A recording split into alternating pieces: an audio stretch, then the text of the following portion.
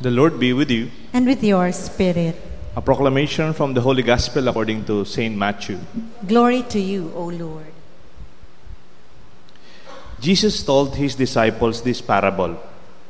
The kingdom of heaven is like a landowner who went out at dawn to hire laborers for his vineyard. After agreeing with them for the usual daily wage, he sent them into his vineyard.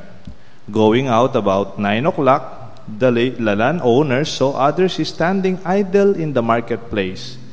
And he said to them, "You too, go into my vineyard, and I will give what is just." So they went off. And he went out again around noon, and around 3 o'clock he did likewise. Going out about 5 o'clock, the landowner found others standing around and said to them, "Why do you stand there idle all day?" They answered, "Because no one has hired us." He said to them, "You too, go into my vineyard." When it was evening, the landowner of the vineyard said to his foreman, "Summon the laborers and give them their pay, beginning with the last, ending with the first." When those who had started about 5 o'clock came, each received the usual daily wage. So when the first came, they thought that they would receive more. But each of them also got the usual daily wage. And on receiving, they grumbled against the landowner, saying, "These last ones work only 1 hour, and you have made them equal to us, who bore the day's labor burden and the heat." He said to one of them in reply, "My friend, am I not cheating you? Did you not agree with me for the usual daily wage? Take what is yours and go. What if I wish to give this last one the same as you? Am I not free to do what I wish with my own money? Or are you envious because I am generous?" Thus, the last will be first, the first will be last. My dear friends, my dear brothers and sisters, the good news of our salvation. Praise to you, Lord Jesus Christ.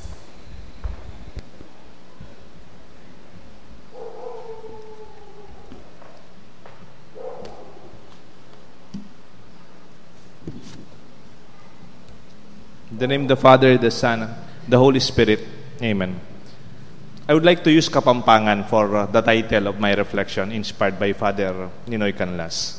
The title is Deng Mga Lalo, Ilang Mga Lulu. I do not know how to translate it directly in English. No? Deng Mga Lalo, Ilang Mga Lulu. Parang sa Tagalog, ano ba sa Tagalog yun? Yung envious, sila yung parang feeling garabyado, yung parang sila yung nadidihado talaga. Yung English yata, may question mark pa yan. Pinapa-edit ko kay kay Ma'am Frida. He who is envious languishes. Parang siya ba yung mas nahihirapan pag you're always comparing yourself? Do you know of a person who is mapangalalo? Isn't it life is so heavy for them? Somebody you always envies, who always compares. I think the gospel today precisely focuses on this value in our Christian life. Tignan ho muna natin, mag-Bible study muna tayo, no? Mag-Biblia-lasal muna tayo. Yung salitang last, pinakahuli, no? Ang nahuhuli, ding malalakwan, king Kapampangan. Yung nahuhuli, hindi po yung kamukha dito sa St. Jude, yung nahuhuli sa misa, marami po yun. Pero hindi po yun. Baka kala nyo, pinanginginggan ko kayo. Hindi po, hindi. Di man ako nagko-complain kung darating, patatapos na lang yung misa. Hindi po, tapos magko-communion pa. Kaya napansin ko, umpisa ng misa, konti lang yung tao. Pag communion, marami na. Pero hindi po yun ang punto natin. Hindi yung late in terms of time. Yung concept of society. In our society, meron pong naiiwan. They are lost. They are last. In a sense, they are also least. Sa konsepto po ng Biblia, pag sinabi ni Jesus, those who are last will be first. Huwag niyo pong isipin yung, last ako sa pila. Last ako sa pagdating sa misa. Kaya pala dumating na lang kami, communion na lang. I am last and then I will be first. Hindi naman po yun eh. It has nothing to do with the timing, with yung physically late. No. It has something to do with our status in life. Tignan niyo po sa Bible, sa Gospel. Minsan po, meron pong lugar sa New York, parang tawag yata lugar ng Bronx. May specific street daw doon, doon po nakatayo yung mga tao for hire, for the day. Kunyari, I am a plumber.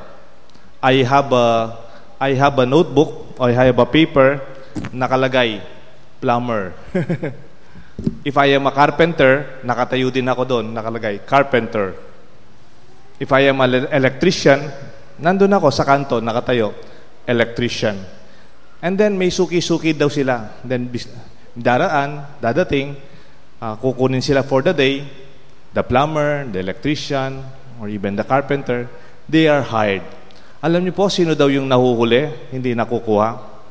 Those who are not skilled. Those who are not so good in terms of those skills.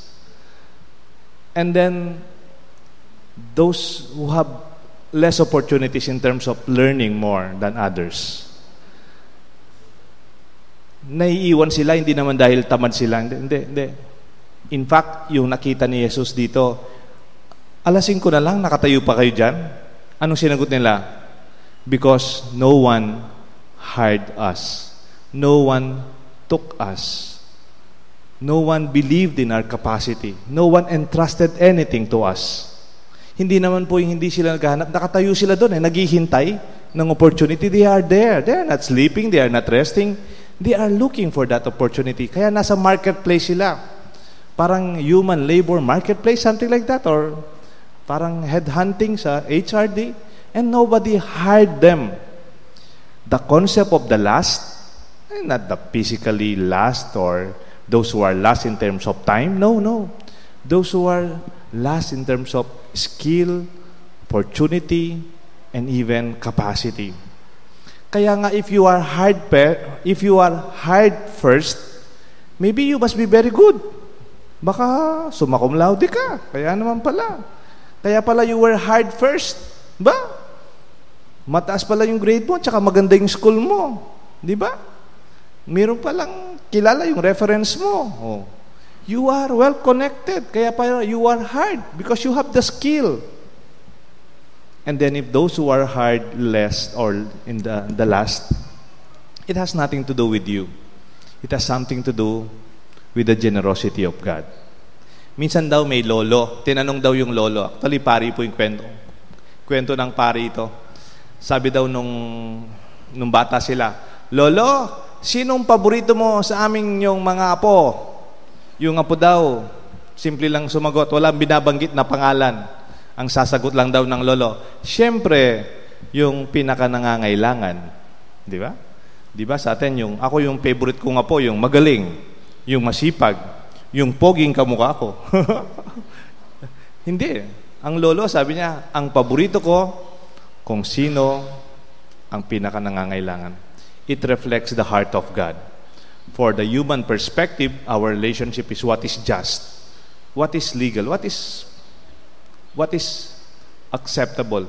But for the Lord, like the lolo, you will be first if you are last. If you need more, then the Lord will give more. I just ask you, personally, question, ano lang to huwag po kayo magalit sa tanong ko Personally, are you makwenta? Or do you know somebody who is makwenta? Okay lang, no? Huwag po kayong, don't get me wrong. Sa opisina, dapat makwenta tayo. No? Huwag niyo sabihin, may cash advance ako, tapos tinatanong, dapat mong isoli yun. Naghihingi sila ng resibo. Dapat lang na may resibo. Dapat lang may kwenta tayo. Sa opisina po yun. Huwag niyo pong, kunyari, driver ka, binigyan ka ng pera, bilid mo to, dapat you can give a good accounting, no? Ang tinatawag ko nga, kaya nga may personally, are you makwenta? Pagdating sa mga anak mo, pagdating sa kapatid mo, pagdating sa kaibigan mo, isn't it we go beyond? We go beyond. The office could limit us according to budget. But in our relationship, sabi nga sa mga magkakaibigan, hindi nagbibilangan. Apo King Society yata yun, no? Sa magkaibigan, hindi nagbibilangan. Because our basis of relationship is what is not the minimum of accounting terms. No. Our relationship far beyond our office and corporation is far beyond. It is called generosity. It is even called mercy. It is kindness. And that is the perspective of the Lord from these two. I gave you what is yours because you can do more. Later on, tomorrow, you will be hard again. But these people who are last, maybe they are disabled, maybe they don't have much, I give them today. Not out of budget or what is just, but out of my generosity to help them. Oo nga naman. Mas maganda kasi when you look forward, it's better to look forward than looking back. Never complain, never compare. Ito po, hindi ko nabasa ito. Personal ko pong maxim ito. Never compare, never complain. Just do what you have to do. Move forward. Ba't ganitong pinamana sa akin ng tatay ko, hindi kamukha ng kapatid ko? Ba't ganito yung binigay na kotse ng tatay ko sa akin, hindi kamukha ng kuya ko? Binigyan. Never compare, never complain. Just look good forward. Move forward. Meron po akong binabasang article ngayon about management. Di ba po sa management, meron tayong mga session na feedbacking session. Feedback, ano yung nakita ko, ano yung na-notice ko, feedback. Ito pong article na binabasa ko, pero hindi ko pa natapos. Ang title na, why feedback? Why don't you feed forward? Feed forward. Instead of looking back, what happened only, you look forward, what you can do better. Feedbacking can be a cycle of just going back, what's wrong. It's gap analysis. Anong kulang? But this one, feed forward is you giving suggestions to make things better. It is more positive, even more exciting, and even more entrepreneurial in perspective. Siguro, I'd rather be like the first workers. I will train myself more than I will be the last. Bakit po? May nagsabi sa akin kaninang nagla-lunch kami, kahit malakas yung ulan, sabi niya, mas masarap ang tumutulong kaysa sa tinutulungan. Mas manyaman sasaw pa mong kaysa aking susopan. Isn't it? You agree? It's better. We don't have to be envious of those who need more. And the Lord, through us, can also take good care of them. In the gospel, those who have more, we're actually making it difficult to those who were last. Marami po akong practical na karanasan sa ganyan eh. Nung nasa social action kami, 14 years po yata ako nagbibigay ng relief nung lahar at saka great floods ng Pinatubo. Ang mahirap sa pagbibigay ng relief noon, at least sa mga ibang baryo at lugar, you cannot distinguish who is really in need and those who really do not need it. Nakikisabay dun sa, those who really need it. We have to distinguish. We can graduate from that. Di ba nung bata tayo, tinutulungan tayo? Di ba nung estudyante tayo, binibigyan tayo ng allowance? There will be a time gagraduate din tayo to say to yourself, this time, I look forward. This time, I elevate myself to the next level. I can be a productive person who can make a difference to other people. It's no longer ambition, what I want to become. I already have a vocation. What is vocation? What others become because of me. What you can make a difference to other people. Instead of me complaining to these people who are blessed, I'd rather do something about it. Minsan po may kwento, isang leon, isang rabbit, at isang monkey. Yung isang leon po, na-trap po siya sa kagubatan. Alam niyo po yung trap na parang may bakal siya. Pag you were able to step on it, maglalak pong ganon. Na-trap po yung lion, nasugat siya. At hindi po siya makalabas kahit na malakas siya. Masakit na masakit yung sugat niya dahil na-trap po siya. Mamamatay na lang siya dahil may sugat siya, masakit, at hindi siya makaalis. Nanghina siya. Nakikita ng matchin. Yung matchin nasa taas. Kawawa, mamamatay na siguro to, sabi. Nabigla itong matchin na araw-araw tinitignan niya yung leon. Nakakabawi itong leon. Lumalakas ang leon. Nakatayo na yung leon. After many more days, nawala na yung leon. Nakatakas na siya. He was able to go beyond that wound and that trapped experience. Ngayon pala, ang sikreto, na-discovery ng matchin. Kasi nandun siya sa taas ng halaman. Nakita niya yung sikreto ng leon. Kaya pala yung leon, nakalabas sa kanyang pagkatrap, sa kanyang sugat. Nagkaroon siya ng healing at lumakas siya. May tumutulong na rabbit sa kanya. Araw-araw, yung rabbit, dadala siya ng pagkain, araw-araw, tunutulungan niya sa sugat niya. Tapos sabi ng monkey, alam ko na yung gagawin ko. Alam ko na yung example. Ganda-ganda ng kwentong ito. Nakita ko, sabi niya, gagayahin ko ito. Kinabukasan po, yung monkey, nagpa-trap po siya. Para daw may tutulong sa kanya, para may dadala ng pagkain, at hindi na siya magtatrabaho at maghahanap. Parang mali, no? Parang mali yung storya. He looked into the needy lion more than the helping rabbit.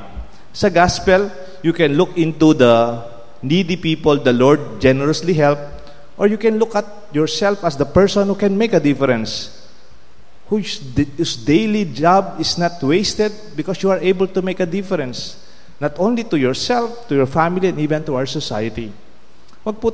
Let's not feel bad if we can do good for others. I tell you, nothing is lost. Everything is gained. Pag nakatulong po kayo sa simbahan, sa komunidad, sa iba, do not think about it. No more feedback. Don't look back. Just look forward. Feed forward. Be nourished by your sense of future. Pag nagpapasalamat sa iyo, gusto ko yung attitude ni Raisa May. Anong sinasabi ni Raisa May? Malit na bagay lang po yun. Salamat. Malit na bagay lang yan. You can look forward to not the mistakes of the past, your generosity in the past, or whatever happened in the past. Just look forward. Never even complain and even compare. Not looking back or feedback or even feed side on the side. But looking forward because the Lord would have a dream for you. Minsan, meron pong isang tao, mababang tingin niya sa sarili niya. Mababang tingin niya sa sarili. Kinukompare niya yung sarili niya sa kuya niya.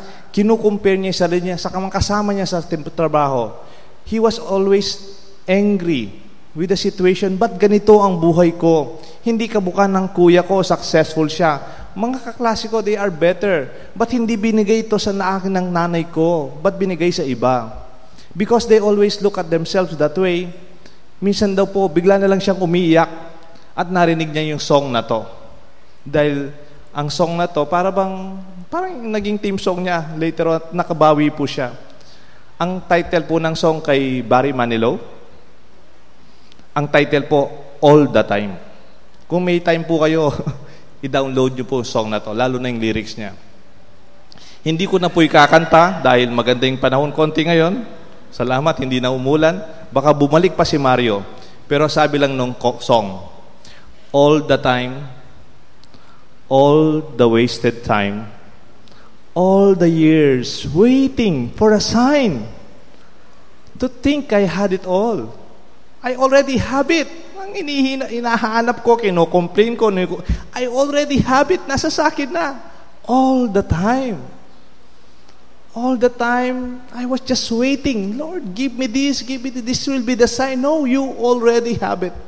And my dear friend, our celebration today is a celebration of what we have. and what we could share and make a difference to others. From ambition, it can become our vocation all the time. You already have it. I'm tempted to sing it, pero wag na lang. Sing. O let us sing it. Sige, banta po. Kalinguan. Wala na siguro si Mario, okay? All the time, all the wasted time, all the years waiting for a sign to think I had it all. Arroyo, yan ah. All the time. You already have it there. May we celebrate what we have it all the time. The Lord has given us, and let us celebrate this with thanksgiving. Deng mapangalalo, ilang kalulu. Let us celebrate what we have, never compare, never look back. May God bless us all, the Father, the Son, and the Holy Spirit. Amen.